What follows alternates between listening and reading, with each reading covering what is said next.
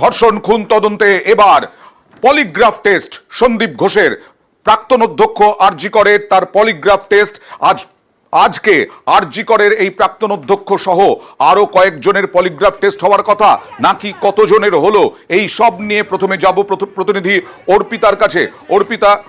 অর্পিতা, সরাসরি চলে যাচ্ছি তোমার কাছে, যে এখনো পর্যন্ত প্রশ্নের ব্যাপারে পরে আসবো, এখনো পর্যন্ত কতজনের পলিগ্রাফ টেস্ট হলো? 4 জন ডাক্তার, সঞ্জয় রায়, সন্দীপ ঘোষ সহ।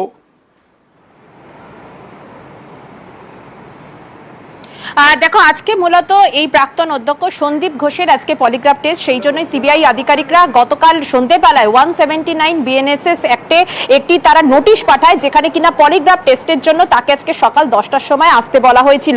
সেই অনুসারে 9:58 নাগাদ সন্দীপ ঘোষ তিনি সিজিও কমপ্লেক্সে প্রবেশ করেন এবং মেডিকেল তার চেকআপের পর এই যে পরীক্ষা অর্থাৎ এই পলিগ্রাফ টেস্ট, সেই টেস্ট শুরু হবে। শনিবার 4 জন ডক্টর অর্থাৎ যারা কিনা দেখো গত শনিবার যে 4 জন যে জুনিয়র যারা কিনা চিকিৎসক যারা কিনা ডিনার করেছিলেন নির্যাতিতার সঙ্গে, তাদের পলিগ্রাফ হয়। গতকাল হয় সঞ্জয় রায় অর্থাৎ ধৃত অভিযুক্ত, তার জেলে গিয়ে সেখানে গিয়ে কিন্তু এই পলিগ্রাফ টেস্ট হয়। অর্থাৎ ধাপে ধাপে সিবিআই আধিকারিকরা এক একটি গ্রুপ করে তারা কিন্তু পলিগ্রাফ টেস্ট করাচ্ছে। আমরা প্রথমে দেখলাম বক্তব্যগুলো সিবিআই চাইছে বের করে আনতে, পেটের কথা সন্দীপ ঘোষের চোখা চোখা প্রশ্ন করা হচ্ছে, এরকমটাই জানা যাচ্ছে। সরাসরি চলে যাব প্রতিনিধি অর্পিতার কাছে। কি কি প্রশ্ন রাখা হচ্ছে সিবিআই এর পক্ষ থেকে?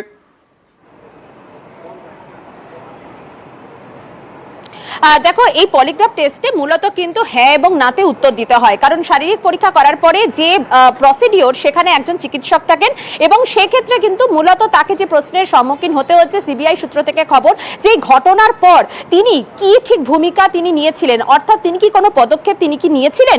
দ্বিতীয়ত, নির্যাতিতার পরিবারকে একবার তাদের তরফ থেকে অ্যাসিস্ট্যান্ট সুপার বলেছিলেন যে অচেতন অবস্থায় রয়েছে, তারপর বলা হলো যে তিনি তাদের মেয়ে নাকি সুইসাইড করেছে। অর্থাৎ সন্দীপের নির্দেশেই কি এই কথা বলা হয়েছিল? সন্দীপ এই ঘটনার পরে অর্থাৎ সন্দীপ ঘোষ এই ঘটনার পরে তিনি কাকে কাকে তিনি ফোন করেছিলেন, যে যাদের নির্দেশে সেখানে রেনোভেশনের যে কাজ সেই কাজও কিন্তু চলছিল। অর্থাৎ কোথাও গিয়ে কি মনে হচ্ছিল না যে সেখানে প্রমাণ লোপাট হতে পারে? তাহলে সন্দীপ ঘোষ কার নির্দেশে এবং যার নির্দেশে এই কাজ তিনি করছিলেন তার সঙ্গে কতটা গভীর যোগাযোগ? এছাড়াও সঞ্জয় রায় তার যে অবাধ বিচরণ হাসপাতালে, এই সঞ্জয় রায়কে কারো মাধ্যমে কি তিনি চিনতেন না? যেভাবে দাপিয়ে বেড়াচ্ছিল একেবারে হাসপাতাল চত্বরে সঞ্জয় রায়ের মতন একজন সামান্য সিভিক, সেই সঞ্জয় রায়কে কতদিন ধরে বা কিভাবে কারো মাধ্যমেই কি তিনি চিনতেন না? বা কোনো ব্যবস্থা কি তিনি পদক্ষেপ তিনি কি গ্রহণ করেননি? এরকম কিন্তু একাধিক প্রশ্নের উত্তর জানতে চায় সিবিআই এর আধিকারিকরা পলিগ্রাফ টেস্টের মাধ্যমে, কারণ এখানে হ্যাঁ বা নাতে উত্তর দিতে হবে। যদি তিনি কোনো কিছু গোপন করেন তাহলে কিন্তু পলিগ্রাফ টেস্টে সেটা ধরা পড়বে, এবং যে ক্ষেত্রে এই ক্ষেত্রে কিন্তু অত্যন্ত গুরুত্বপূর্ণ সন্দীপ ঘোষের পলিগ্রাফ টেস্ট। দিনের পর দিন ডেকে পাঠানো হলো, তলব করা হলো, অর্পিতা ঘন্টার পর ঘন্টা জিজ্ঞাসাবাদ করা হলো। এই সন্দীপ ঘোষ কি কোথাও এই দুবে গোয়েন্দা সিবিআই এর মতো গোয়েন্দাদের কি ঘোল খাওয়াচ্ছেন? আর সেই কারণেই কি এই পলিগ্রাফ টেস্ট? মানুষ তো চাইছেন বিচার। দেখো, মূলত তাদের যে বক্তব্য এখানে যে 9 থেকে 10 দিন যে টানা যেভাবে তাকে জিজ্ঞাসাবাদ করা হয়েছে, সেখানে বেশ কিছু মিসিং লিঙ্ক রয়েছে। এই মিসিং লিঙ্কগুলোকে ক্লিয়ার করতে হবে। তিনি যেভাবে উত্তর দিচ্ছেন সেখানে অনেক কিছু অস্পষ্ট রয়েছে। অর্থাৎ তিনি কি তাহলে কোনোভাবে তথ্য গোপন করার কিছু চেষ্টা করছিলেন, বা কোনোভাবে ঘটনার মোড়কে অন্যদিকে নিয়ে যাওয়ার কি কিছু চেষ্টা করছিলেন?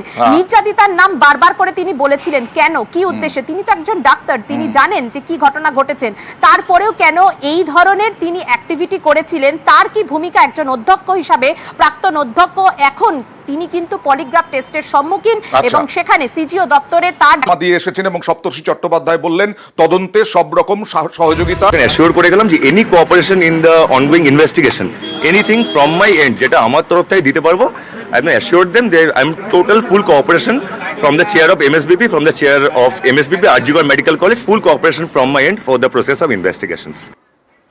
সরাসরি চলে যাবো আরো একবার অর্পিতার কাছে। অর্পিতা, এটা কি খুন ধর্ষণের তদন্তের বিভিন্ন তথ্যপত্র দিতে এসেছিলেন, নথিপত্র দিতে এসেছিলেন, নাকি দুর্নীতির তদন্তের?